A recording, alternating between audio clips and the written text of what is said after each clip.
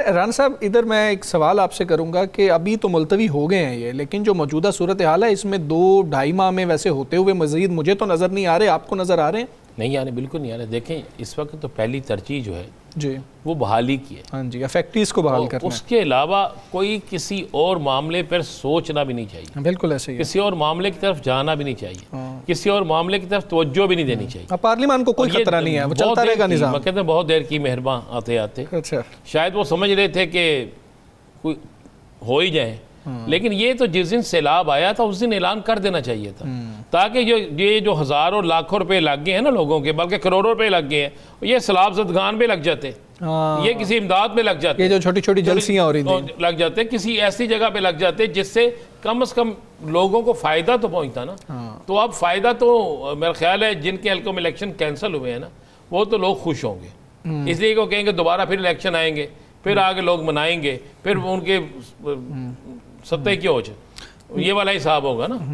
بالکل ٹھیک ہے۔ رانا صاحب جو ہمارا ایک اور معاملہ ہم آج کل میڈیا پہ، سوشل میڈیا پہ خصوصی طور پر بہت زیادہ دیکھ رہے ہیں، وہ ٹک ٹاکر سے ریلیٹڈ ہے، اور کوئی بیٹنگ ایپس کی بات کر رہا ہے۔ اس میں بھی ایسا ہوتا ہے کہ کئی چیزیں بغیر تحقیق کے بھی ہو جاتی ہیں، تو پھر جو ویورز ہیں خاص طور پہ وہ کنفیوز ہو جاتے ہیں کہ کس بات پہ ہم نے بھروسہ کرنا ہے، کس بات پہ ہم بھروسہ نہ کریں، کیونکہ سمجھ نہیں لگ رہی ہوتی۔ اب یہ جو پورا معاملہ ہے ٹک ٹاکرز کا، جن کے نام سامنے آ رہے ہیں، پھر منی لانڈرنگ کی بات ہوتی ہے، جوئے کی ایپس کی بات ہو رہی ہے، یہ سارا معاملہ ہے کیا؟ آپ کے پاس کیا انفارمیشن ہے؟ دیکھیں میں نے آج اس کی انویسٹیگیشن پڑھی ہے، ٹھیک ہے، اور میں اس پہ کام اس لیے کر رہا تھا کہ نام جن لوگوں کے آ رہے تھے وہ لوگ تو ہمارے معاشرے کے اندر ایک ماڈل بنے ہوئے تھے، اور ہر گھر کے اندر انہیں دیکھا جاتا، بڑی ویورشپ ہے جی، بڑی فالوئنگ ہے، اور میں بلکہ کئی جگہ تو ایسا ہوا کہ یہ ہو کیا رہا ہے، یہ کیوں ایسا کر رہے ہیں، یہ ایسے ان کے پاس کون سی ایسی چیز ہے، بلکہ کئی جگہوں پر تو کیا لفظ استعمال کرو اس کی انتہا ہو بے حیائی کی۔ اب ہوا کیا، جب یہ ڈگی جسے آپ بڑا مشہور تھا، جب یہ دونوں میاں بیوی جو ہے ان سے پہلے ان سے ایک انویسٹیگیشن ہو رہی تھی، اچھا یہ انویسٹیگیشن کر رہے تھے چودھری سرفراز صاحب ہیں، اچھا یہ ایک نہ صرف اچھے ایک افسر بھی ہیں، بلکہ ان کے متعلق میں آپ کو یہ بتا دوں کہ انہوں نے پہلی دفعہ national cyber crime investigation agency جو ہے پہلی دفعہ زندگی میں 30 کروڑ کی ابتدائی 30 کروڑ کی ریکوری ہوئی ہے، اچھا ایک شخص سے، ابھی باقی ریکوریاں ہونی باقی ہیں۔ اچھا یہ جو تو اس میں جو کر رہے تھے چودھری سرفراز صاحب، وہ باقاعدہ اس کے اسسٹنٹ ڈائریکٹر ہیں، ڈپٹی ڈائریکٹر بھی رہے ہیں، اور جسے کہتے ہیں نا کسی چیز کے اندر داخل ہو جانا، یہ ان کا تھا، یہ ان کے بقول یہ تھا کہ اس پہ یہ کام کر رہے تھے۔ اچھا جیسے اطلاع ملی پہلا شکار ہونا تھا اس کا رجب بٹ نے، اچھا رجب بٹ اس پہ بہت بڑا کام کر رہا تھا، اور یہ سارا کام جو تھا یہ بیسک سارا پیسہ جا رہا تھا انڈیا، اور انڈین لوگوں کے لیے یہ سارا کام کر رہے تھے۔ اچھا رجب بٹ کو جب پتا چلا کہ ایسی چیزیں ہوں گی، رجب بٹ کسی نہ کسی طریقے سے اس ملک سے فرار ہو، بڑی کنٹروورسی بنی تھی، تو وہ بلیسنگ ان ڈسگائز ہو گیا کہ آپ کی کنٹروورسی بنی، اس وجہ سے اب بات اس کے بعد کیا ہوتا ہے، اس کے غائب ہونے کے بعد یہ فوری طور پر ان تمام لوگوں کو جن پر انہیں شک ہوتا ہے، جن کے خلاف ان کو ثبوت آ جاتے ہیں، یہ پکڑتے ہیں۔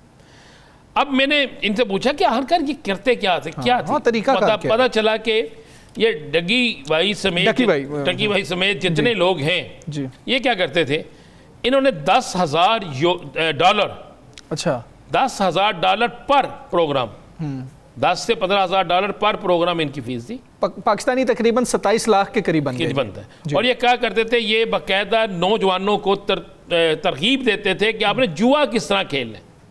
4 ایپ تھی، بائی نوبر، اچھا 1x بیٹ، اچھا پاکٹ بروکر، اچھا A1، اچھا یہ جوئے کی ایپس ہیں، betting apps, one one sorry, اچھا یہ جوئے کی ایپ تھی۔ یہ ساری ایپس جو ہیں یہ انڈین ہیں، مزے والی بات ہے، ٹھیک ہے پاکستانی لوگ اس میں جاتے ہیں۔ اچھا اس میں بیٹ پرو بھی ہے، اچھا اس میں اور بھی باقی چیزیں تھیں۔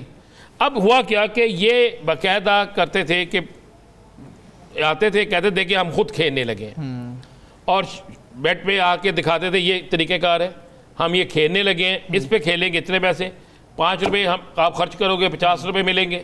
یہ پھر روزانہ کہتے تھے لو جی ہم جیت گئے ہیں, اچھا, اور ہمارے پاس آ گئے ہیں اتنے پیسے. اچھا, اس کو پروموٹ کر رہے تھے, پروموٹ کرتے. اچھا پھر ہوا کیا, 75% اسٹوڈنٹ, یہ بڑی خوفناک بات ہے, 75% اسٹوڈنٹ جو تھے وہ کئی ماہ کی فیسیں اپنی, آپ کو پتہ ہے ان کو زیادہ اسٹوڈنٹ دیکھتے تھے, ینگسٹرز دیکھتے ہیں, اور لڑکیاں دیکھتی تھیں. اچھا فیملیز دیکھتی تھی, کئی گھروں میں زیور بک گئے, وہ ان کو دیکھ کے اچھا اس جمعے پہ کھیلنے, پیسے لگاتے تھے ہار جاتے تھے, پیسے لگاتے تھے ہار جاتے تھے. پھر جب ایک شکایت آئی کہ ہمارے بچے جو ہیں وہ کہہ رہے ہیں وہ جمعے میں پڑ گئے ہیں, اس پر انویسٹیگیشن چودھری سرفراز نے شروع کی. جب انویسٹیگیشن شروع کرتے ہیں تو میں چاہوں گا کہ اس انویسٹیگیشن آفیسر کی تصویر بھی ان کو دکھانی چاہیے, اس نے بہت بڑا اس پہ کارنامہ سر انجام دی. جب انہوں نے انویسٹیگیشن کی تو انویسٹیگیشن میں چیز کیا سامنے آتی ہے, چیز یہ سامنے آتی ہے کہ یہ بچے 3 4 ماہ سے ثاقب صاحب فیسیں اپنی جو ہیں وہ ادا نہیں کر رہے, اور یہ ساری فیسیں جو ہیں وہ لگ چکی ہیں جمعے میں. اب بھائی صاحب گرفتار ہوئے ڈگی صاحب, میں ڈگی صاحب نہیں کہتا, ڈگی صاحب کہتا ہوں, کیونکہ ڈگی بڑی تھی نا, پیسے ڈالتے تھے. چلے صادر رحمان کہتے تھے, ان کا نام صادر رحمان صاحب. جب یہ گرفتار ہوتے ہیں ایئرپورٹ سے, 7 دن کی بیوی ہوتی ہے, ان کو اس وقت نہیں پکڑتے. جب ان سے انویسٹیگیشن ہوتی ہے تو پتہ چلتا ہے کہ انہوں نے باقاعدہ ان جمعے کی مد میں یہ قبول کرتے ہیں کہ جناب میں نے تو اتنے پیسے لیتا تھا, اور 30 کروڑ روپیہ جو ہے وہ ان سے برآمد ہوتا ہے, جس میں سے ڈیجیٹل والٹ, ایک ڈیجیٹل والٹ ہوتا ہے, اس میں 3,20,000 ڈالر ہوتے ہیں. اس کے بعد یہ جو ہوتے ہیں, ایک ان کی پاکستان کے بینکس میں جو رقم پڑی ہوتی ہے وہ ایک علیحدہ ہوتی ہے, اور اس کے بعد ایک دبئی کے بینک میں ان کی رقم ہوتی ہے, وہ ہے 3,20,000, وہ ہے رقم تقریباً جو ہے 5 لاکھ درہم. ٹھیک ہے. اور تمام پاکستان کے بینکوں سے جب نکال لیا جاتا ہے تو 16 کروڑ 20 لاکھ روپیہ وہ نکلتا ہے. ٹھیک ہے. اب پتہ چلتا ہے کہ ان کی بیگم بھی اس میں ملوث ہے.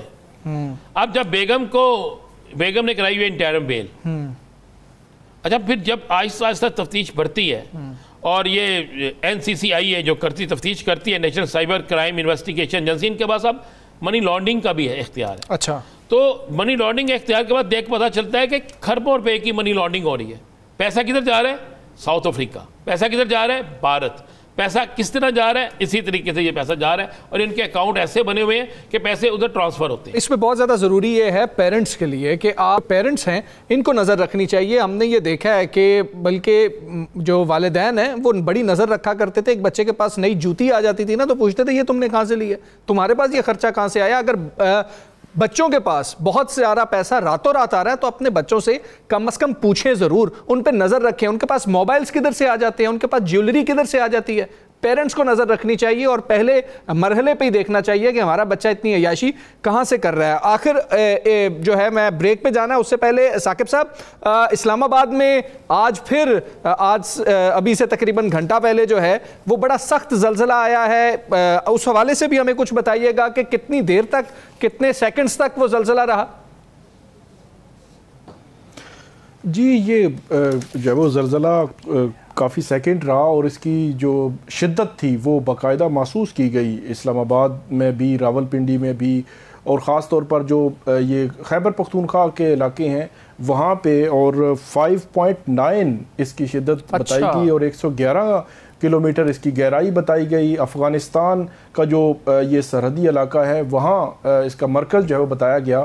تو یہ کافی جو ہے وہ اس کا جھول تھا, محسوس کیا گیا ان علاقوں میں. اللہ تعالیٰ سب کو جو ہے وہ محفوظ رکھے. پچھلے دنوں افغانستان میں جو زلزلہ آیا تھا اس نے وہاں بہت تباہی کی ہے, اور بہت زیادہ جانی نقصان وہاں پہ ہوا ہے. اس قسم کے زلزلے جو ہے وہ آ رہے ہیں, اللہ تعالیٰ سب کو جو ہے وہ محفوظ رکھے. بالکل ایسے ہی